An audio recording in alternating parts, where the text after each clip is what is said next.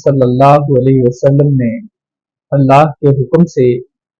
اس کی تمام صورتوں کو ترتیب سے رکھا تھا اور امت کو سکھایا تھا۔ اس کے متعلق دلائل کا سلسلہ جاری ہے۔ ہم نے اپنے پچھلے بیان میں کچھ دلائل دیے تھے، اس سے آگے ہم بات کرتے ہیں کہ قرآن پاک جیسا کہ ہم جانتے ہیں کہ تدریجی طور پر مکمل ہوا، کہ اس کا کوئی پہلا حصہ بعد میں نازل ہوا اور کوئی بعد والا حصہ پہلے، اور جو کتاب قرآن کی طرح تدریجی طور پر مکمل ہو رہی ہو اس کے متعلق یہ خیال کہ وہ مسلسل لکھی جاتی قرآن صحیح نہیں ہوگا، بلکہ قرآنی صورتوں کی آیتوں کے نزول کا جو حال تھا اس سے معلوم ہوتا ہے کہ ابتداً ان آیتوں کی حیثیت اس قسم کی یادداشتوں کی تھی جنہیں مصنفین اپنی پیش نظر تصانیف کے لیے پہلے جمع کرتے رہتے ہیں، اور آہستہ آہستہ ان یادداشتوں کو متعلقہ کتابوں میں ترتیب کے ساتھ درج کرتے چلے جاتے ہیں۔ اور اسی بات کی تائید میں حضرت شاہ ولی اللہ کا ایک مقولہ بھی ہے کہ مثل آن کے منشی منشاات خود را با شاعر قصائد و قطاعت خود را در بیاز ہا و سفین ہا مندرج سازت، کہ جس طرح منشی اپنی منشاات کو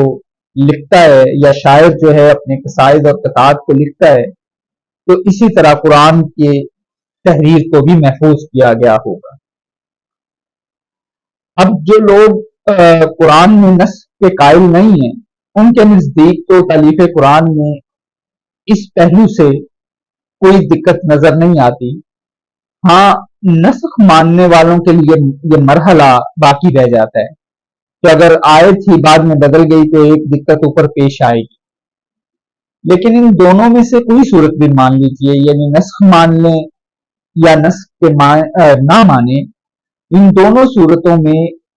جو اصل مسئلہ ہے جس پر ہم بات کر رہے ہیں اس سے کوئی خاص الجھن اس میں پیدا نہیں ہوتی۔ تالیف قرآن کی تاریخی روداد یہ ہے کہ فرض کر لیجئے کہ سورہ بقرہ کی کچھ آیتیں ایک دن اتری، رسول اکرم صلی اللہ علیہ وسلم نے کسی کاتب وحی وقتی طور پر فرضی طور پر مان لیجئے کہ زید بن ثابت رضی اللہ تعالیٰ عنہ کو وہ آیتیں لکھا دی اور اس کو پڑھوا کر سن لیا، اس کے بعد اس کی نقل دوسرے صحابہ نے بھی کر لی، پھر کچھ اور آیتیں اتری، کچھ سورہ بقرہ کی اور کچھ آل عمران کی۔ حضرت صلی اللہ علیہ وسلم نے ان کو بھی ان کا مقام متعین کر کے لکھوا دیا، ان کو پڑھوا کر اور سن کر اور ان کی اشاعت کی اجازت دے دی۔ اب آپ غور کیجئے کہ اوپر والی مثال میں جو محض فرضی اور قیاسی ہے، جب سورہ بقرہ کی 11ویں آیت لکھی گئی تو حضرت صلی اللہ علیہ وسلم نے اسے سنا۔ سوال یہ ہے کہ کیا صرف اسی ایک آیت کو سنایا؟ اس کے پہلے کی جو 10 آیتیں تھیں ان سب کو، یا کم سے کم وہ آیت جو 11ویں آیت کے متصلاً واقعہ ہوئی ہے اس کو بھی سنا؟ ظاہر ہے کہ محض 11ویں آیت سننے سے تو یہ متعین ہو سکے گا کہ آیت صحیح اور پوری کی پوری لکھی گئی، مگر یہ نہیں کہا جا سکتا کہ آیت اپنے مقام یعنی 11ویں جگہ پر لکھی گئی یا نہیں، جب تک کہ کاتب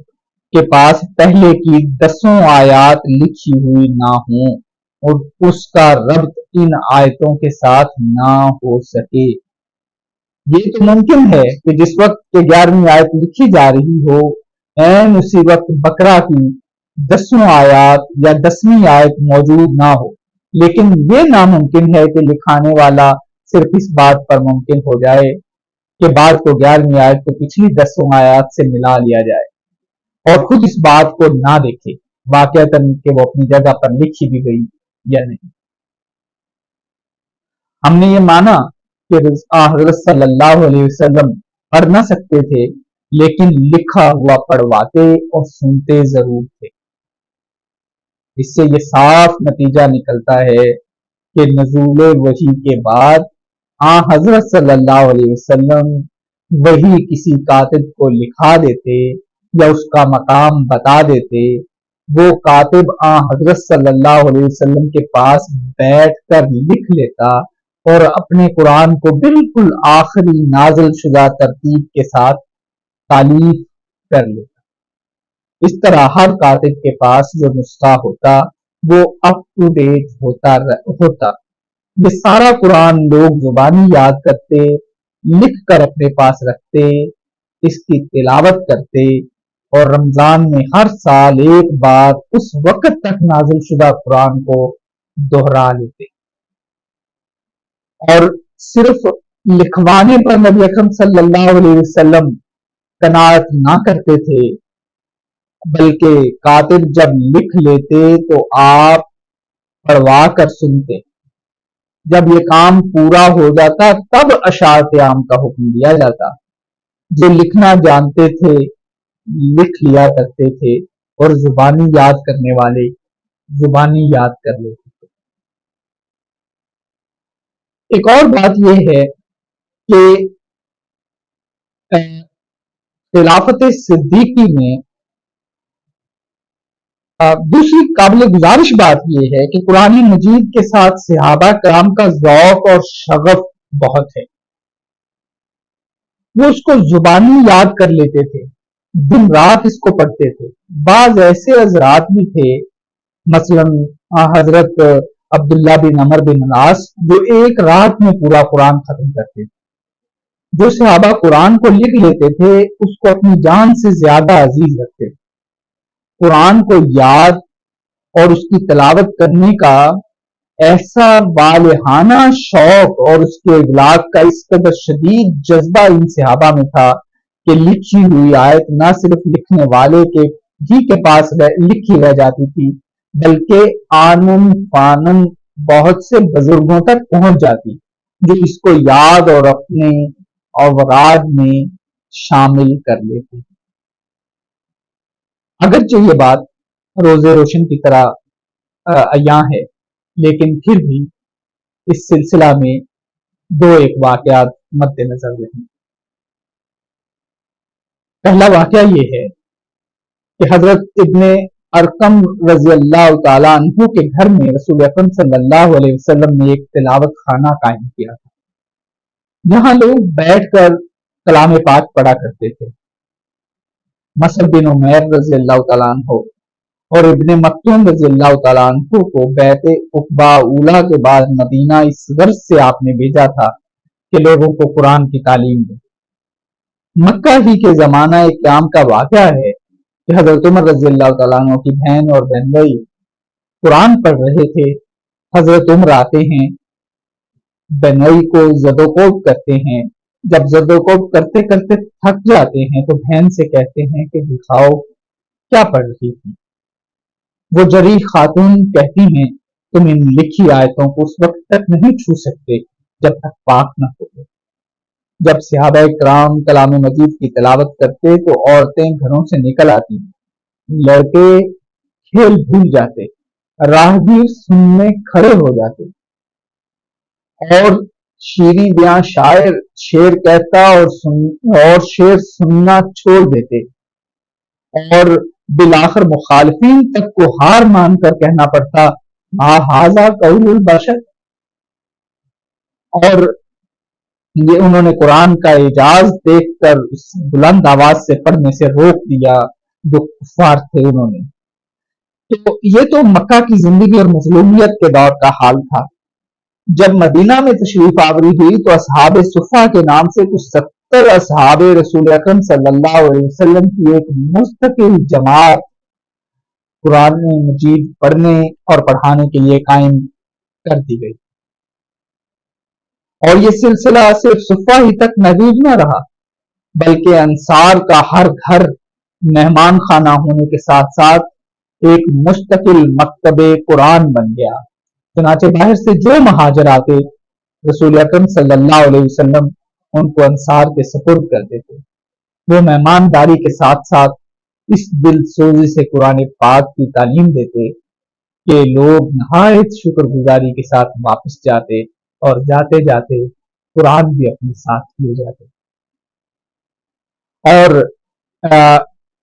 चुनांचे जब अब्दुल कैस का वक्त आया तो इस मेहनत शनासाना का एतराफ करने के बाद वापस गया। क्या कहा कि अंसार हमारे रब की किताब और हमारे नबी सल्लल्लाहु अलैहि वसल्लम की सुन्नत की तालीम देते। वफद बनु तमीम आया तो मुद्दत तक मदीना में रहकर कुरान मजीद की तालीम हासिल करता रहा। निज़ाम हुकूमत कायम होने के बाद रसूलुल्लाह सल्लल्लाहु अलैहि वसल्लम ने जो उमरा और उम्माल मुकर्रर फरमाए उनका सबसे मुकद्दम फर्ज किताब और सुन्नत की तालीम देना करार पाया। तो इस जाते ग्रामी की अब क्योंकि ये इतना आम एक अमल था तो इस अमल में ये कैसे मुमकिन है कि कुरान पाक की तरतीब ना दी गई हो और उसकी सूरतों की तरतीब ना दी गई हो। इसके अलावा एक और पहलू से भी इस अमर को देखिए कि नबी अकरम सल्लल्लाहु अलैहि वसल्लम की जात पाक से जो सहाबा हजरात को जो शगफ और इश्क था वो क्या, और उसका अंदाज भी कुरान की हिफाजत का एक बहुत बड़ा सबूत है और कुरान की सूरतों की तरतीब का भी सबूत है। वो ये कि नबी अकरम सल्लल्लाहु अलैहि वसल्लम की अदना से अदना अदा, हल्की सी हल्की गुंबश लब दुनिया और माफिया की तरह कदर मता से ज्यादा अजीज समझी जाती थी। और अब भी रसूल अकरम सल्लल्लाहु अलैहि वसल्लम से मोहब्बत करने वाले मुसलमान समझते हैं तो सहाबा तो इस मोहब्बत में सबसे आगे थे। नबी अकरम सल्लल्लाहु अलैहि वसल्लम की एक जुम्बश अबरू पर दोनों जहां निसार कर देने को तैयार हो जाते। नबी पाक की एक एक बात को याद रखते। तो बात यह है कि सिर्फ दो तीन वाकयात इस मामले में देखिए कि जिनसे अंदाजा हो सकता है कि नबी अकरम सल्लल्लाहु अलैहि वसल्लम की तरतीब जो आपने सूरतों की फरमाई थी वो बाकायदा याद रखी गई। उसमें आप नबी अकरम सल्लल्लाहु अलैहि वसल्लम से मोहब्बत के अंदाज को देखिए कि हजरत अबू दरदा जब कोई बात कहते थे तो मुस्कुरा देते थे। उम्मे दरदा ने कहा कि इस आदत को तर्क कर दीजिए वरना लोग आपको अहमक समझेंगे। आप बोले, मैंने रसूल अकरम सल्लल्लाहु अलैहि वसल्लम को देखा है कि जब कोई बात कहते तो मुस्कुरा देते थे। हजरत अली रज़ियल्लाहु तआला अन्हु एक बार घोड़े पर सवार हुए, दाएं रकाब में पैर रखा, दुआ पड़ी और पीठ पर बैठ गए तो मुस्कुराने लगे। लोगों के पूछने पर कहा, क्या हजरत सल्लल्लाहु अलैहि वसल्लम ने ऐसा ही किया था? एक सहाबी आपकी खिदमत में हाजिर हुए तो कमीज का तकमा खुला देखा और फिर उम्र भर कमीज का तकमा खुला रखा। वो सहाबा जो रसूल अकरम सल्लल्लाहु अलैहि वसल्लम की इतनी छोटी छोटी बातों से इतनी मोहब्बत करते थे और इतनी उसको महफूज रखने की कोशिश करते थे, वो कुरान की सूरतों की तरतीब के मामला में किस तरह ऐसा कर सकते हैं कि नबी अकरम सल्लल्लाहु अलैहि वसल्लम की बात से हटकर कोई बात उन्होंने कायम कर ली हो। लिहाजा इस हवाले से किस तरह ये मुमकिन हो सकता है कि जो 100 साल से उम्मत ने नबी अकरम सल्लल्लाहु अलैहि वसल्लम की तरतीब के अलावा कोई तरतीब महफूज रखी हो, ये बात किसी सूरत दिल को नहीं लगती। यहाँ एक एतराज हो सकता है कि हजरत अबू बकर रज़ियल्लाहु तआला अन्हु की वो जो रवायत हमने शुरू में देखी थी उसमें फज माहू के क्या मैनी, और ये एतराज बरमहल भी है और वज़नी भी। اس کے اس کے جواب میں ایک تو یہ کہا جا سکتا ہے کہ یہ روایت خود غیر معتبر ہے، لیکن پھر یہ کہ بخاری جیسا ناقد حدیث اس کو اپنی کتاب میں کیوں جگہ دیتا ہے، اس لحاظ سے اس کو دیکھنا ضروری ہے۔ اور پھر وہاں یہ دیکھیے کہ حضرت ابوبکر رضی اللہ تعالیٰ عنہ جب یہ کام کر رہے تھے تو وہ ماحول کیا تھا؟ ماحول یہ تھا کہ 8-10 صحابہ کے پاس لکھے ہوئے مدون، مرتب اور مکمل قرآن موجود ہے، مگر ان نسخوں پر کوئی تصدیق نہیں۔ یعنی جب رسول اکرم صلی اللہ علیہ وسلم دعوت نامے بھیجتے تھے یا خطوط بھیجتے تھے تو تب اپنی مہر لگا دیتے تھے، لیکن ان نسخوں میں سے کسی کے اوپر مہر نہیں۔ اب جب ریاست کے سلطنت کے سربراہ سے مستند نسخہ کا مطالبہ ہوتا ہے تو کیا حضرت ابوبکر رضی اللہ تعالیٰ عنہ بغیر کسی بات کے یہ کہہ دیتے کہ بغیر کسی تحقیق کے یہ کہہ دیتے کہ زید کا نسخہ درست ہے؟ تو رسول حضرت ابوبکر رضی اللہ تعالیٰ عنہ نے ایسا نہیں کیا، بلکہ ایک پوری تحقیق کرنے کے لیے ایک پورا بورڈ، ایک پورا کمیشن، یک رکنی کمیشن مقرر فرما دیا اور انہیں یہ کہا کہ تحقیق کیجیے، اور کہا کہ سب لوگوں سے قرآن کو جمع کر لیجیے۔ اس کے ساتھ ہی ایک بڑی جماعت کے پاس جو قرآن کے نسخے جمع ہیں، جو ان کو یاد ہیں، محفوظ ہیں، کچھ کے پاس لکھے ہوئے حصے ہیں، پتھر پر لکھے ہوئے، ہڈیوں پر لکھے ہوئے، رقع پر لکھے ہوئے، مگر یہ لکھے ہوئے حصے ایسے ہیں جو بیک وقت نہیں بلکہ وقتاً فوقتاً لکھے گئے، اور ان میں بھی ممکن ہے کہ ایک حصہ دوسرے حصے سے مختلف ہو، لہذا انہوں نے کہا کہ ان تمام حصوں کو جمع کر لیجیے۔ اور جس احتیاط سے صحابہ نے ان کو اکٹھا کیا اور پھر حضرت زید نے ان کو اکٹھا کیا، تو اس میں خلیفہ وقت کا جو رویہ ہونا چاہیے تھا وہ رویہ یہ تھا کہ آپ نے اس پر ایک پوری تحقیق کا عمل جو ہے کروایا، اور حضرت زید رضی اللہ تعالیٰ عنہ، اللہ ان کی تربت ٹھنڈی کر رکھے، حضرت زید بن ثابت کی، اور کروٹ کروٹ جنت نصیب کرے ابن ابی قحافہ کو، کہ ان دونوں نے پھر مل کر ایک کی سرکردگی میں دوسرے نے وہ کام کیا جس سے ان کا نام ہمیشہ ہمیشہ کے لیے جریدہ عالم پر ثبت ہو۔ اب ایک اور پہلو بھی مد نظر رکھنے کے لائق ہے، اور وہ یہ کہ جیسے جیسے قرآن پر تحقیق ہوتی جاتی ہے ویسے ویسے یہ بات اور روشن ہوتی جاتی ہے کہ آیات کی ترتیب تو ہے ہی، سورتوں کی ترتیب بھی ایک خاص اسکیم کے مطابق ہے، اور ایک سورت کا اخیر اور دوسری سورت کا ابتدا باہم مربوط ہے۔ مثلا سورہ نساء کا اخیر انسان کو توحید اور عدل کی تعلیم دیتا ہے، سورہ مائدہ جو اس کے فوراً بعد شروع ہوتی ہے اس کی ابتدا بھی یا ایھا الذین آمنوا اوفوا بالعقود، یعنی ایمان و عدل کی تعلیم سے ہوتی ہے۔ اگر اس بات کو ذہن میں رکھیے کہ انسان نے ازل میں توحید کا عہد و پیمان کیا تھا، اور عدل کا تقاضا یہ ہے کہ جو وعدہ کیا جائے پورا کیا جائے، تو اس ترتیب کی وجہ سمجھ میں آ جاتی ہے۔ پھر دیکھیے کہ سورہ واقعہ کے اخیر میں تسبیح کا حکم ہے، اور اس کے بعد کی سورہ حدید میں بھی تسبیح سے شروع ہوتی ہے۔ سورہ معاون میں 4 باتوں کی مذمت کی گئی ہے: ترک صلاۃ،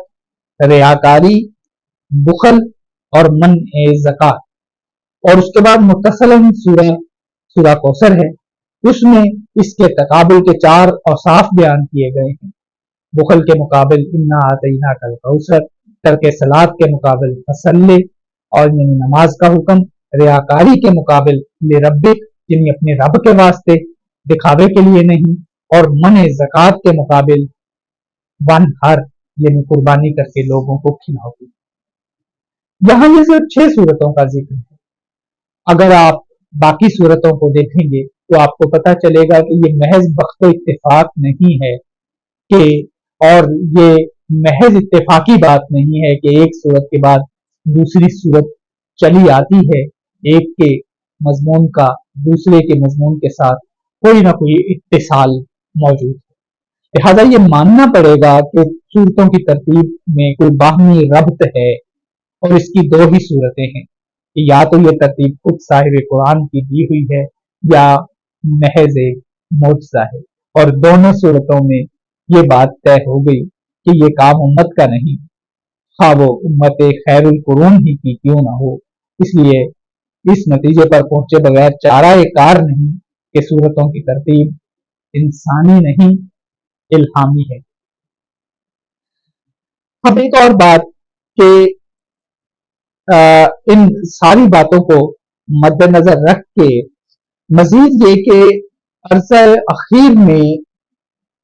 رسول اکرم صلی اللہ علیہ وسلم نے پورا قرآن 2 مرتبہ حضرت جبریل علیہ السلام کو سنایا، تو کیا دونوں بار علیحدہ علیحدہ ترتیب سے قرآن سنایا گیا یا ایک ہی ترتیب سے؟ حضرت زید رضی اللہ تعالیٰ عنہ کے پاس لکھا ہوا قرآن کا جو نسخہ تھا اس میں لازمی طور پر صورتیں کسی ترتیب ہی سے رہی ہوں گی۔ عرضہ اخیرہ میں زید رضی اللہ تعالیٰ عنہ اور ابن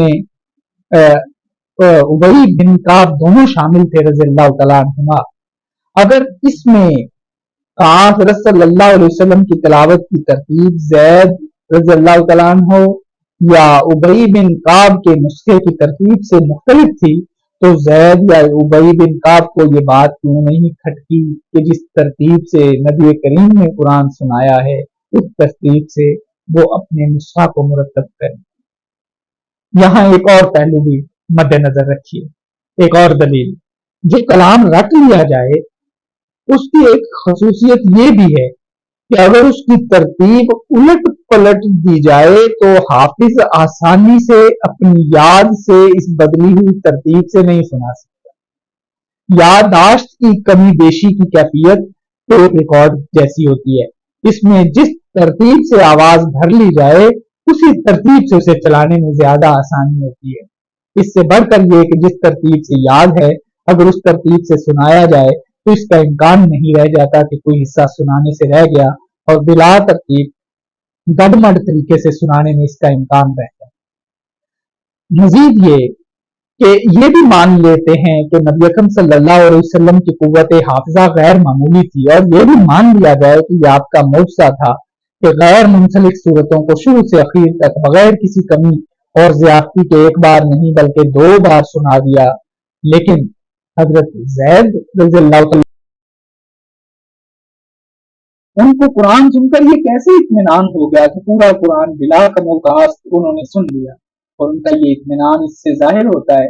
کہ قرآن سننے کے بعد انہوں نے حضرت صلی اللہ علیہ وسلم سے یہ نہیں پوچھا کہ آپ نے پورا قرآن سنا دیا ہے یا نہیں، کیونکہ اس کی کوئی روایت نہیں ملی تھی، اور یہ صرف اسی صورت ممکن ہو سکتا تھا کہ جب حضرت صلی اللہ علیہ وسلم کی ترتیب تلاوت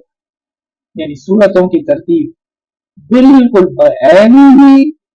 اور برجن سے ہی وہی ہوتی جیسی کہ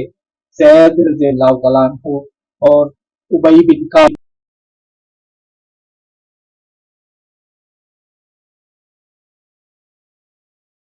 ملتی ہے کہ حضرت صلی اللہ علیہ وسلم نے قرآن مجید کو 4 حصوں میں تقسیم کیا تھا۔ سبع طوال یعنی سورہ بقرہ سے لے کر سورہ یونس تک، معین سورہ یونس کے بعد کی صورتیں جن میں 100 سے کم آئی، مسانی معین کے بعد کی صورتیں سورہ کاف تک، اور مقصد کاف سے والناس تک صورت۔ اور اب تلاوت میں سہولت کے لیے قرآن کو مختلف حزبوں میں تقسیم کر لیا گیا تھا، اور اس سے اب آپ یہ اندازہ لگا سکتے ہیں کہ قرآن کریم میں کوئی کمی بیشی نہیں ہوئی، اور چھوٹی چھوٹی روایت پر جو نبی اکرم صلی اللہ علیہ وسلم کی روایت پر یقین کرنے والے جو لوگ تھے وہ ان میں کسی قسم کی کوئی ترتیب میں تبدیلی نہیں کر سکتے تھے۔ اور یہاں یہ بات ذہن میں رکھنا کہ نبی اکرم صلی اللہ علیہ وسلم کے قرآن کے متعلق جو فرمودات ہیں اور قرآن کے متعلق نبی اکرم صلی اللہ علیہ وسلم کا جو بیانات ہیں ان کو کس طرح امت نے یاد کیا اور کس طرح اس پر جان نثار کی، وہ بھی ایک پوری دلیل ہے۔ اس کے بارے میں ہم ایک دو روایات بیان کر کے آج کے اس بیان کو مکمل کرتے ہیں۔ نمونتاً جو مثال دیکھیے کہ نبی اکرم صلی اللہ علیہ وسلم کی قرآن کے متعلق ہلکی ہلکی جنبش لب کو اور ہلکے ہلکے اتار چڑھاؤ کو کس طرح سپرد قلم کیا گیا۔ حضرت انس رضی اللہ تعالیٰ عنہ سے رسول اکرم صلی اللہ علیہ وسلم کی قرأت کے متعلق دریافت کیا گیا تو آپ نے فرمایا کہ آپ کھینچ کر پڑھتے تھے، پھر بسم اللہ پڑھی اور لفظ اللہ اور الرحمن کو کھینچ کر پڑھا۔ پھر بخاری شریف میں ایک روایت ہے کہ نبی اکرم صلی اللہ علیہ وسلم بسم اللہ کو کھینچ کر پڑھتے اور الرحمن اور الرحیم کو مد کے ساتھ پڑھتے۔ حضرت ام سلمہ رضی اللہ تعالیٰ عنہ سے ایک روایت شمائل ترمذی میں ہے کہ ان سے رسول اللہ صلی اللہ علیہ وسلم کی قرأت کا طریقہ دریافت کیا گیا تو انہوں نے وضاحت سے حرفن بیان کیا، یعنی مفسرہ حرفن۔ اس شمائل میں شعبہ کی ایک روایت بھی ہے کہ جب سرکار دو عالم صلی اللہ علیہ وسلم مکہ میں داخل ہو رہے تھے تو آپ کی زبان مبارک کا سورہ فتح تھی۔ اس کے بعد کہتے ہیں کہ آپ نے ترجیح فرمائی۔ اور ایک اور روایت اس کتاب کی ہے جس میں ہے کہ حضرت صلی اللہ علیہ وسلم خوش جمال خوش آواز تھے اور وہ ترجیح نہیں کرتے تھے۔ اب یہاں مسئلہ ہمارے یہ نہیں زیر بحث کہ ترجیح نبی اکرم صلی اللہ علیہ وسلم کرتے تھے یا نہیں، اس سے ثابت یہ کرنا مراد ہے کہ نبی اکرم صلی اللہ علیہ وسلم کی چھوٹی سے چھوٹی بات کو قرآن کے متعلق بڑی احتیاط سے نہ صرف سنا سمجھا جاتا تھا بلکہ یاد بھی رکھا جاتا تھا۔ تو یہ کیسے ممکن ہے کہ رسول اکرم صلی اللہ علیہ وسلم نے سورتوں کی ترتیب مقرر نہ کی ہو اور اسے یاد نہ رکھا گیا ہو؟ یہ سلسلہ جاری رہے گا اور